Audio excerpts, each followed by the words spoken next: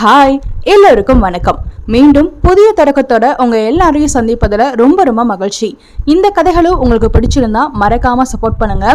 இது வரைக்கும் நீங்க எல்லாரும் எனக்கு கொடுத்த சப்போர்ட்டுக்கு ரொம்ப ரொம்ப தேங்க்ஸ். ராகவி சீக்கிரமாக அலுவலகம் வந்துவிட்டாள். வேலை செய்ய வேண்டும் என்று நினைத்தாலும் அவளால் முடியவில்லை. அவள் அம்மா காலையில் பேசியதே அவள் காதில் ஒலித்து கொண்டிருந்தது. இங்க பாரு ராகவி, இது ரொம்ப நல்ல குடும்பம், ரொம்ப வசதியானவங்க. இந்த வீட்டுக்கு மருமகளா போனா எந்த பிரச்சனையும் இல்லை. உன் தம்பியோட படிப்பு, தங்கையோட மேற்படிப்பு எல்லாத்தையும் அவங்களே பாத்துக்கிறோம்னு சொல்லிட்டாங்க. உன்னோட கல்யாணத்துக்கு பிறகு நாம இந்த சின்ன வீட்டுல கூட இருக்க வேணாம், அங்கேயே போய் இருந்துடலாம். மாப்பிள்ளை கூட இதுக்கெல்லாம் ஒத்துக்கிட்டாராம். இப்படி மாத சம்பளத்தை எதிர்பார்த்து குடும்பம் நடத்தணும்னு அவசியம் இல்லை.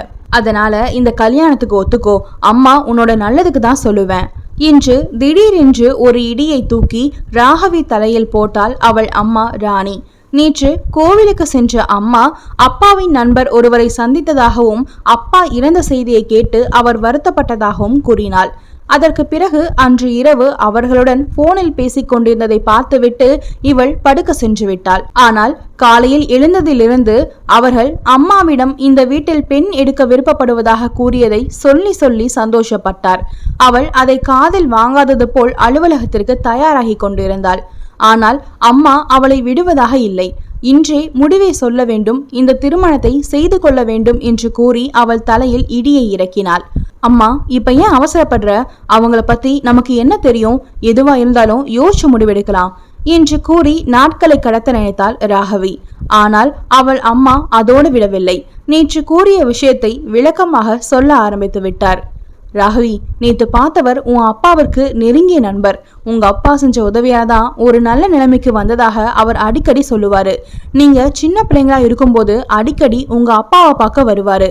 அப்புறம் நம்ம இந்த ஊருக்கு வந்துட்டோம். அதுக்கப்புறம் அவரோடு இருந்த பழக்கம் கொஞ்சம் நஞ்சமா விட்டு போச்சு. இப்போ ரொம்ப வருஷம் கழிச்சு என்னை சந்திச்சாரு. உங்க அப்பா இறந்தது தெரிஞ்சு ரொம்ப வருத்தப்பட்டாரு. அவர் பிள்ளைக்கு நம்ம வீட்டுல இருந்து பொண்ணு எடுக்கணும்னு ஆசைப்படுகிறார். எனக்கு தெரிஞ்ச வரைக்கும் அவர் குடும்பம் நல்ல குடும்பம் தான் ராகவி. நீ கல்யாணத்துக்கு ஒத்துக்கோ. அம்மா, அவங்க குடும்பம் நல்ல குடும்பமா இருக்கலாம்.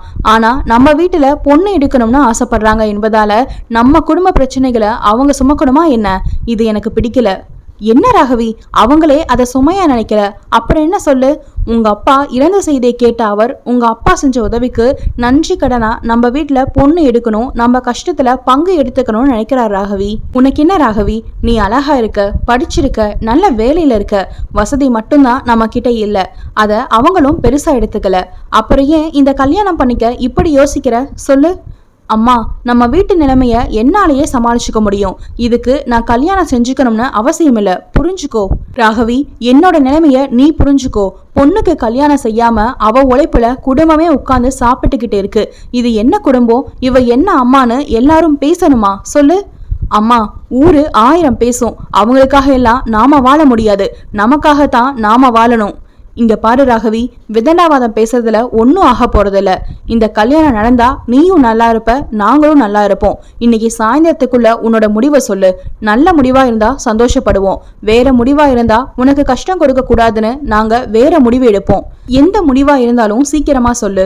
இன்னும் 2 நாள் தான் அவங்க ஊர்ல இருப்பாங்க. அம்மா உறுதியாக கூறிவிட்டாள். அம்மா மிரட்டுவது போல் பேசியதுதான் அவளால் தாங்கிக் கொள்ள முடியவில்லை. இந்த குடும்பத்திற்காகத்தானே அவள் ஆசைகளை அவள் ஒதுக்கி வைத்திருந்தாள். திருமணம் செய்து கொள்ள வேண்டும் என்று நினைத்திருந்தால் சூர்யாவையே அவள் திருமணம் செய்து கொண்டிருப்பாளே. ஏன் செய்யவில்லை? எல்லாம் இந்த குடும்பத்திற்காகத்தானே. இந்த சூர்யாவை பற்றி அம்மாவுக்கும் தெரியும் தானே. அப்பொழுது ஏன் சூர்யாவை திருமணம் செய்து கொள் என்று கட்டாயப்படுத்தவில்லை? அப்போது மட்டும் ஏன் என் முடிவிற்கு விட்டுவிட்டார்கள்? இப்போது மட்டும் ஏன் கட்டாயப்படுத்துகிறார்கள்? ஏனெனில் சூர்யாவிடம் வசதி இல்லை. என்னை போலவே அவரும் சாதாரண குடும்பத்தை சேர்ந்தவர் என்பதால். ஆனால் இந்த திருமணத்திற்கு கட்டாயப்படுத்துவது அவர்கள் பணக்காரர்களாக இருப்பதால். பணம் தேவைதான், ஆனால் அதுவே வாழ்க்கையாகுமா? இது ஏன் அம்மாவிற்கு புரியவில்லை? கல்லூரியில் இறுதியாண்டு படிக்கும் போது ராகவியின் தந்தை இறந்துவிட்டார். அவர் வேலை செய்த இடத்தில் கிடைத்த பணம் அவர் வாங்கிய கடனை அடைக்கவும் அவள் படிப்பு முடிந்து அவள் வேலையில் சேரும் வரை வீட்டு செலவுக்காகவும் தான் போதுமானதாக இருந்தது. அதன் பிறகு அந்த குடும்பத்து பொறுப்பை ராகவி ஏற்க வேண்டியதாகியது. தங்கை கீதா, தம்பி ரவியின் படிப்பு செலவு, அம்மா ராணியின் மருத்துவ செலவு எல்லாம் இவள் தலையில்தான். ஏதோ சொந்த வீடு இருந்ததாலும் தந்தையின் நண்பர் மூலமாக கிடைத்த வேலையாலும் அவளால் செலவுகளை சமாளிக்க முடிந்தது. அலுவலகத்தில் அவளுடன் வேலை பார்ப்பவன் சூர்யா. இவள் அலுவலகத்தில் சேர்ந்த புதிதில் இவள் வேலையில் திணறிய பொழுது சூர்யா பல உதவிகள் செய்திருக்கிறான். இதன் மூலம் அவர்கள் நட்பு வளர்ந்தது. நட்பு காதலாகவும் மாறியது. தன் குடும்ப சூழல் காரணமாக தன் காதலை ராகவி மறைத்து வைத்திருந்தாள். ஆனால் சூர்யா வெளிப்படையாக கூறிவிட்டான். அவர்கள் பேசியது எல்லாம் அலுவலகத்தில் மட்டுமே. நட்பு என்ற பெயரில் வெளியில் எங்கும் சந்தித்ததில்லை. அன்று வழக்கம் போல் இல்லாமல் கொஞ்சம் பேச வேண்டும், வெளியே போகலாமா என்று சூர்யா அவளை அழைத்தான். அவன் தன் காதலை சொல்லத்தான் கூப்பிடுகிறான் என்று அவளுக்கு தெரியும். ஆனால் அவள் அதை வெளிக்காட்டிக் கொள்ளவில்லை. அவனுடன் சென்றாள். பூங்காவிற்கு சென்று அமர்ந்தனர். சிறிது நேரம் அங்கு மௌனம் நிலவியது. சூர்யாதான் முதலில் பேச ஆரம்பித்தான். ராகவி, உன் கூட பேசணும்னு உன்னை இங்க கூட்டிட்டு வந்திருக்கேனே, ஏன் தெரியுமா? எனக்கு தெரியல. ஏன் கூட்டிட்டு வந்தீங்க? உனக்கு தெரியும், ஆனா சொல்ல மாட்டேங்கிற. பரவாயில்ல, நானே சொல்றேன். ராகவி, உன்னை எனக்கு ரொம்ப பிடிச்சிருக்கு. உன்னை நான் காதலிக்கிறேன். கல்யாணம் செஞ்சுக்கணும்னு ஆசைப்படுறேன். உன்னோட விருப்பம் என்ன? என்ன ராகவி, நான் சொன்னதுக்கு பதில் சொல்லாம இருக்க? ஏதாவது சொல்லுமா? இல்ல சூர்யா, என்னால உங்களை கல்யாணம் செஞ்சுக்க முடியாது. உங்களுக்கே தெரியும், என்னோட குடும்பம் என்னோட சம்பளத்துல தான் நடக்குது. நான் கல்யாணம் செஞ்சுக்கிட்டா என்னோட குடும்பம் என்ன ஆகிறது? என் தங்கைக்கு ஒரு கல்யாணம், என் தம்பிக்கு ஒரு நல்ல வேலை, இதெல்லாம் அமைஞ்சதுக்கு அப்புறம்தான் என்னோட எதிர்காலத்தை பற்றி நான் யோசிக்க முடியும். அதனால ராகவி, என்னை பத்தி உனக்கு தெரியும். என்னோட குடும்பம்னு சொன்னா அது என்னோட அக்கா மாமா மட்டும்தான். அவங்க இப்போ டெல்லியில இருக்காங்க. என்ன நம்பி அவங்க இல்லைன்னு உனக்கு தெரியும். நான் உன்னை கல்யாணம் செஞ்சுக்கிட்டா உன்னோட குடும்பம் எனக்கு குடும்பம் தானே. நாம சேர்ந்து நம்ம குடும்பத்தை பார்த்துக்கலாம் இல்லையா? சூர்யா, நீங்க இப்படி சொல்றது உங்க நல்ல மனசை காட்டுது. ஆனா இதெல்லாம் சரி வராது. ஏன் ராகவி, என்ன நீ நம்பலையா? நான் மாறிடுவேன்னு நீ நினைக்கிறியா? அப்படி இல்லை சூர்யா, நீங்கன்னு இல்லை, நானே கூட தான் மாறலாம். கணவன் குழந்தைன்னு ஆன பிறகு என் குடும்பத்தை சரியா பார்த்துக்காம போகலாம். 2 பேரும் குடும்பத்தை நல்லாவே பார்த்துக்கிட்டாலும் வேற பிரச்சனைகள் கூட வரலாம். அதுல மனஸ்தாபம் ஏற்பட்டு ஏன் இப்படி ஒரு கல்யாணம் செய்து கொண்டோம் என்று கூட தோணலாம். ஏ ராகவி, இப்படி யோசிக்கிற? நல்லதாவே நினைச்சா நல்லதா நடக்கும் இல்லையா? பிரச்சனை வந்தா கூட அதை சமாளிச்சு நம்மளால வாழ முடியாதா? 2 மனசு ஒத்து போகும்போது எல்லா பிரச்சனைகளையும் ஈஸியா ஃபேஸ் பண்ணலாம், தெரியுமா? நீங்க சொல்றது சரிதான், ஆனா நான் அப்படி நினைக்கல. கல்யாணம் செஞ்சுக்கிட்ட அப்புறமும் என் குடும்பத்தை இப்படி பார்த்துக்க முடியாது. இன்னும் சில கடமைகள் எனக்கு வந்துடும். எனக்குன்னு ஒரு குடும்பம் வந்துட்டா இப்போ இருப்பது போல உரிமையா என்னிடம் அவங்க பேச தயங்கலாம். அக்காவை நம்பிதான் நாம இருக்க வேண்டியிருக்கேன்னு அவங்க யோசிக்கலாம். அவங்களுக்கு தேவையானதை கேட்க கூட தயங்கலாம். அவங்களுக்கு இது போல கஷ்டத்தை கொடுக்க நான் விரும்பல சூர்யா. ராகவி, நான் சொல்றத ப்ளீஸ் சூர்யா, என்னை கட்டாயப்படுத்தாதீங்க. நான் இந்த முடிவுல இருந்து மாற மாட்டேன். ஓகே ராகவி, உன்னை நான் கட்டாயப்படுத்தல. நீ உன் கடமையெல்லாம் முடிச்சுட்டு உன் வாழ்க்கையை பத்தி யோசிப்ப இல்ல, அது வரைக்கும் நான் காத்திருப்பேன். என்ன சொல்றீங்க சூர்யா? எனக்காக நீங்க ஏன் காத்திருக்கணும்? ஏன்னா நான் உன்னை காதலிக்கிறேன். நீ கூட தான் என்னை காதலிக்கிற. என்ன சொல்றீங்க? அதிர்ச்சியாக கேட்டாள். நான் உன்கிட்ட காதலிக்கிறேன், கல்யாணம் செஞ்சுக்க ஆசைப்படுறேன் என்று சொன்ன போது கல்யாணம் செய்துக்க முடியாதுன்னு சொன்னியே தவிர காதலிக்கலையேன்னு சொல்லலையே.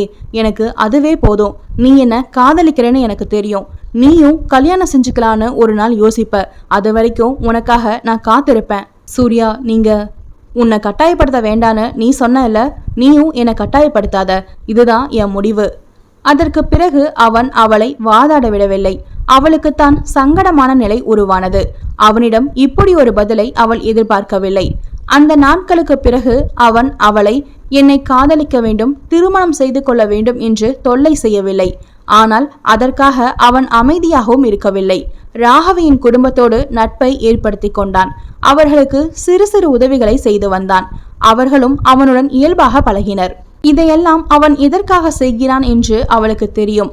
அவன் அவள் குடும்பத்தோடு பழகுவதை பார்த்து நம்பிக்கை பிறந்து அவனை திருமணம் செய்ய அவள் ஒப்புக்கொள்வாள் என்று நினைக்கிறான். ஆனால் அது தெரிந்தும் தெரியாதது போல் அவள் இருக்கிறாள். ராகவியின் அம்மாவோ சூர்யாவின் எண்ணத்தை புரிந்து கொண்டார். இதை பற்றி ராகவியிடம் பேசினார். ராகவி அவள் மனதில் உள்ளதை மறைத்து அவனோடு பேசியதை கூறினாள். அவளின் அம்மாவும் அவன் நல்லவனாகத்தான் இருக்கிறான், அவன் நம் குடும்பத்தை ஏற்றுக்கொள்வான், அவனை திருமணம் செய்து கொள் என்று கூறினார். ஆனால் இது சரிவராது என்று அவள் தட்டி கழித்து விட்டாள். அவரும் 2-3 முறை அதை பற்றி பேசினார். இவள் கேட்கவில்லை என்றதும் அதோடு விட்டுவிட்டார். ஆனால் இன்று பிடிவாதமாக இருக்கிறார். இந்த நிலையில் சூர்யாவை பற்றி அவர் யோசிக்கவில்லை. இந்த திருமணத்தால் எல்லாம் சரியாகிவிடும் என்றுதான் நினைக்கிறார். அவரையும் குற்றம் சொல்வதற்கில்லை. தன் கணவர் இறந்த பின் தன் பிள்ளைகளின் வாழ்வு என்னாகுமோ என்ற கவலை அவருக்கு. ஆனால் ராகவியால் அப்படி நினைக்க முடியவில்லை. அவளுக்காக காத்திருக்கும் சூர்யாவிற்கு அவள் என்ன பதில் சொல்லுவாள்? அவளும் காதலிப்பதாகவும் திருமணம் செய்து கொள்வதாகவும் அவள் இதுவரை சொன்னதில்லை. அவள் வேறு திருமணம் செய்து கொண்டாலும் அவன் ஏன் இப்படி செய்தாய் என்று கேட்க முடியாது. ஆனால் அவளால் அப்படி செய்ய முடியுமா? அவளும் அவனை காதலிக்கிறாளே. நான் சூர்யாவையே திருமணம் செய்து கொள்கிறேன் என்று அவள் அம்மாவிடம் கூறினாலும் இப்போது இவள் சுயநலமாக யோசிக்கிறாள் என்றுதான் அவர் நினைப்பார். என்ன முடிவெடுப்பது என்று அவள் குழம்பினாள். இந்த குழப்பங்களுடனே அவள் அலுவலக வேலையை முடித்துவிட்டு கிளம்ப தயாரானாள். வீட்டிற்கு போனால் அம்மாவிடம் என்ன சொல்வது என்று யோசித்துக் கொண்டிருந்தாள். அப்போது அவள் இருப்பிடத்திற்கு சூர்யா வந்தான்.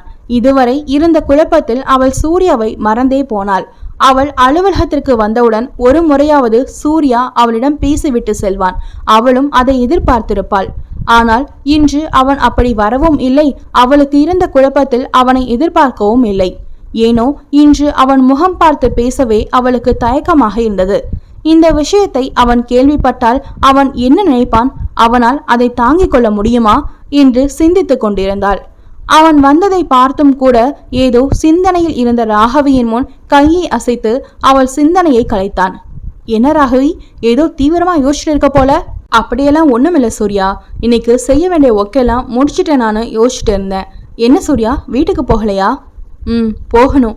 அதுக்கு முன்னாடி உன்கிட்ட கொஞ்சம் பேசணும். வெளியே எங்கேயாவது போகலாமா? அன்று அவன் காதலை சொல்ல வெளியில் அழைத்து போனதோடு சரி. அதன் பிறகு அவனோடு அவள் எங்கும் வெளியில் சென்றதில்லை. அவள் குடும்பத்தோடு நட்பை வளர்த்து கொள்ள வீட்டிற்கு தான் வருவான். வந்தாலும் வீட்டில் உள்ளவர்களோடு தான் அதிகம் பேசுவான். இன்று எதற்காக அழைக்கிறான்? மனதில் நினைத்து கொண்டாலும் கேள்வி கேட்காமல் அவனுடன் சென்றாள். அவர்கள் அலுவலகத்திற்கு அருகிலுள்ள அம்மன் கோவிலுக்கு சென்றனர். சாமி கும்பிட்டு விட்டு யாரும் ஆளில்லாத இடமாக பார்த்து அமர்ந்தனர். சிறிது நேரம் 2 பேரும் பேசவில்லை. அதன் பின் சூர்யாதான் பேச ஆரம்பித்தான். ராகவி, நான் காலையில ஆபீஸ்க்கு லேட்டா தான் வந்தேன், உனக்கு தெரியுமா? எங்கே? அவள் இருந்த நிலையில் இதெல்லாம் கவனித்தால். நான் கவனிக்கல சூர்யா, கொஞ்சம் வேலையா இருந்தேன். ராகவி, உன்னோட அம்மா என்னை பார்க்கணும்னு சொன்னாங்க, அவங்கள பார்க்கத்தான் போயிருந்தேன். திடுக்கென்று நிமிர்ந்தாள். அவள் அம்மா எதற்காக அவனை கூப்பிட்டிருப்பார்கள் என்று அவளுக்கு தெரியும். இவனுக்கு இந்த விஷயம் தெரியக்கூடாது என்று இவள் நினைத்திருந்தால் இவளின் அம்மா இவனை கூப்பிட்டு விஷயத்தை கூறியிருக்கிறார். இந்த அம்மாவிற்கு கொஞ்சம் கூட மனசாட்சி இல்லையா? இவன் மனசு கஷ்டப்படும் என்று கூட நினைக்கவில்லை. அவ்வளவு சுயநலமா? ராகவி, நீ அமைதியா இருக்கிறத பார்த்தா எந்த விஷயத்துக்காக அழைச்சிருப்பாங்கன்னு தெரியும்னு நினைக்கிறேன். தெரியும். உங்ககிட்ட ஏன் இதை பத்தி பேசினாங்கன்னு தான் தெரியல. ராகவி, நீ உன் அம்மா பார்த்து வைத்திருக்கும் வரனை கல்யாணம் செஞ்சுக்க ஒத்துக்கலையா? அதுக்கு காரணம் நான் தானா? நான் என்ன நினைப்பேனோ என்று நீ தயங்குறியா? அப்படியா ராகவி? அவள் அம்மாவின் யூகம் சரிதான். ஆனால் அதை இவனிடம் எப்படி சொல்வது? சூர்யா, கல்யாணம் ஏன் வேண்டான்னு ஏற்கனவே உங்ககிட்ட காரணம் சொல்லியிருக்கேன். இப்ப மட்டும் அதெல்லாம் எப்படி மாறும்? ராகவி, இப்பவும் நீ இப்படி யோசிக்கிறது சரியில்லை. அவங்க வசதியானவங்க, உன்னோட பிரச்சனைகளை சரி பண்ணிடுவாங்க. அப்புறம் ஏன் யோசிக்கிற? அவன் மனதில் எவ்வளவு வருத்தம் இருக்கும். அதை மறைத்து இவளுக்காக பேசுகிறான். இவனை கல்யாணம் செய்ய எவ்வளவு கொடுத்து வைத்திருக்க வேண்டும் மனதிற்குள் நினைத்து கொண்டாள். சூர்யா, பணம் மட்டுமே எல்லாத்தையும் சரி பண்ணிடுமா? நீ என்ன சொல்ல வர?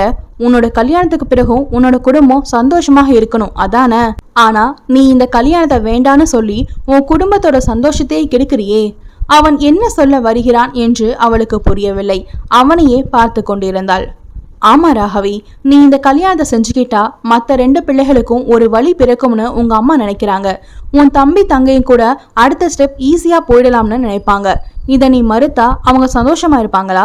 அக்கா இப்படி ஈஸியான வழியையும் கோட்டை விட்டுட்டாலே அப்படின்னு நினைப்பாங்க. அவள் மௌனமாக இருந்தாள். இங்க பாரு ராகவி, நீ எனக்காக தயங்குற அப்படின்னா கவலையே வேண்டாம். நான் எதுவும் தவற நினைக்க மாட்டேன். தான் காதலித்த பொண்ணு தனக்கு கிடைக்காவிட்டாலும் அவள் எங்கிருந்தாலும் சந்தோஷமா இருக்கணும்னு நினைப்பதுதான் உண்மையான காதல். என்னை பத்தி கவலைப்படாத. என் வாழ்விலும் ஒரு மாற்றம் வரும். அது நல்ல மாற்றமாகத்தான் இருக்கும். இதுக்கு மேல உன்னை கட்டாயப்படுத்த மாட்டேன். நீயே நல்ல முடிவு எடுப்பேன்னு நினைக்கிறேன். நம்ம போலாமா? நீங்க போங்க சூர்யா, நான் கொஞ்ச நேரம் கழிச்சு வீட்டுக்கு போறேன். சரி ராகவி, நல்ல முடிவாயிடு. அது எல்லோருக்கும் சந்தோஷமாக இருக்கணும். நான் வரேன். அவன் கிளம்பி சென்றவுடன் அவன் பேசியது, அவள் அம்மா பேசியது, அவள் தங்கை தம்பி நினைப்பது எல்லாவற்றையும் யோசித்து ஒரு முடிவுடன் வீட்டிற்கு கிளம்பினாள். இன்று ஞாயிறு, அலுவலகம் விடுமுறை. வழக்கமாக சூர்யா வீட்டில் இருக்க மாட்டான். தனியாக இருப்பது பிடிக்காமல் வெளியில் சென்று விடுவான். ஆனால் இன்று ராகவி வருவதாக கூறியிருக்கிறாள். அதற்காக காத்திருக்கிறான். அவள் இன்னும் வரவில்லை. அவளுக்காக காத்திருந்தவன் அவளை பற்றி சிந்திக்க ஆரம்பித்தான். அன்று ராகவியை கோவிலில் சந்தித்து பேசிய பிறகு அவள் எடுத்த முடிவை அவனிடம் சொன்னபோது அவன் சந்தோஷப்பட்டான். அவள் குடும்பத்திற்காக அவள் திருமணம் செய்ய ஒத்துக்கொண்டாள். அதற்கு பிறகு இரு வீட்டாரும் பேசி திருமண நாளும் குறிக்கப்பட்டுவிட்டது. அந்த திருமணத்திற்கு பத்திரிகை கொடுக்கத்தான் அவள் வருகிறாள். இவ்வளவு நாள் எப்படியோ இவள் வேறொருவனை திருமணம் செய்வதில் அவனுக்கு வருத்தம் இல்லை என்று அவள் உணர்ந்து கொள்ள வேண்டும் என்று அவன் நடித்து கொண்டிருக்கிறான். ஆனால் இன்று அவள் கொடுக்கும் திருமண பத்திரிகையில் அவள் பெயரோடு வேறொருவன் பெயரை இணைத்து அவனால் எப்படி பார்க்க முடியும்? இதுவே இப்படியென்றால் வேறொருவரோடு மணமேடையில் அவளை கண்டால் அவன் உயிரே போய்விடும். ராகவியை அலுவலகத்தில் முதலில் பார்த்த போதே அவனுக்கு பிடித்து விட்டது. திருமணம் செய்து கொண்டால் இவளைத்தான் திருமணம் செய்து கொள்ள வேண்டும் என்று முடிவெடுத்து விட்டான். அவன் உடனே அவளிடம் தன் காதலை வெளிப்படுத்தவில்லை. அதன் பின் அவளுடன் அவன் பழகிய நாட்களில் அவன் உயிரோடு அவள் கலந்து விட்டாள். அவன் காதலை அவளிடம் சொல்லி அவள் மறுத்த போது கூட அவள் என்றாவது அவனுக்கு கிடைத்து விடுவாள் என்ற நம்பிக்கை இருந்தது. ஏனென்றால் அவள் உதடு மறுத்த போதும் அவள் கண்கள் காதலை சொல்லிவிட்டது. ஆனால் விதி இப்படி விளையாடும் என்று அவன் நினைக்கவில்லை. அவளுக்கு திருமணம் முடிவாகிவிட்டது என்று தெரிந்தவுடனே இந்த ஊரை விட்டு போக வேண்டும் என்று அவன் நினைத்தான். ஆனால் ராகவியால் அவன் போகவில்லை. அவனுக்கு தெரியும், ராகவி முழு மனதோடு கல்யாணத்திற்கு ஒத்துக்கொள்ளவில்லை. அவள் அம்மாவின் வற்புறுத்தலாலும் இவன் பேசியதாலும் தான் அவள் திருமணத்திற்கு ஒத்துக்கொண்டாள். இவனை ஏமாற்றுகிறோம் என்ற உறுத்தல் அவளுக்கு இருக்கிறது. இதில் அவன் ஊரை விட்டு போய்விட்டால் அவள் உறுத்தல் அதிகமாகிவிடும். அவள் திருமண வாழ்க்கை பாதிக்கும். அதனால்தான் அவன் இங்கு இருக்கிறான். அது மட்டுமல்ல, இப்போதுதான் அவளை பார்க்க முடியும். அவள் திருமணத்திற்கு பிறகு அவளை பார்க்க முடியாது. இப்படி இருக்க இவன் எப்படி இந்த திருமணத்தில் கலந்து கொள்வான்? இப்படி இவன் உட்கார்ந்து யோசித்துக் கொண்டிருக்கும் போது காலிங் பெல் சத்தம் கேட்டது. அவளாகத்தான் இருக்கும் என்று கதவை திறந்தான். ராகவி இவன் கதவை திறந்ததும் இவனை பார்த்து புன்னகைத்தாள். இன்று ராகவி சந்தோஷமாக இருப்பது போல் தெரிகிறது. அவளின் சந்தோஷமோ துக்கமோ அதை அவள் கண்களை பார்த்தே அவன் கண்டுபிடித்து விடுவான். இன்று அவள் கண்களும் புன்னகைத்தது. அவள் நிஜமாகவே சந்தோஷமாக இருக்கிறாள்.